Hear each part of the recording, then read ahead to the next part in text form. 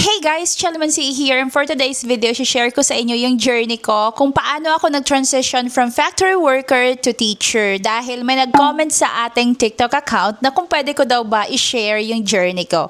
Though na-share ko na siya dati, pero syempre matagal na yon, kaya gawa na lang ulit natin ng bago. Let's go! So nabanggit ko nga sa mga videos ko dati na I was a factory worker year 2019, tapos before mag-end yung contract ko ay nakapag-transition ako into foreign English teacher. So, paano ko yun nagawa?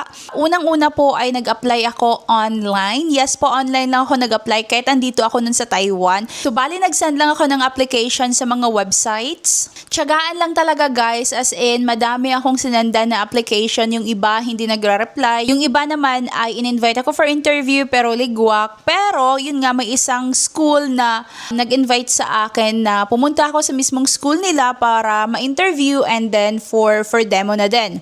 So, bali 1 to 2 months na lang nun guys before mag-end yung contract ko, na-hired nila ako. Well, sabi ko sa kanila, kailangan ko umuwi ng Philippines no dahil blue-collar job ako, so kailangan kong i-update yung aking visa into white-collar job. So, I went back to the Philippines. Nagstay ako sa Philippines for 1 month. Minake sure ko na bago ako umuwi nun guys, ay dala ko yung working permit. Though yung MECA verified contract ko ay hindi ko nadala nun, but it's okay dahil pinadala naman nila sa Philippines. Medyo matagal kasi yung processing ng MECA verified contract. Ayun, nag-process ako ng visa and then nag-process ako ng OEC. Ayun guys, so after a month, nakabalik ako dito.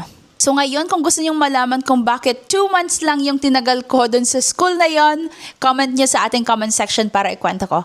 Bye!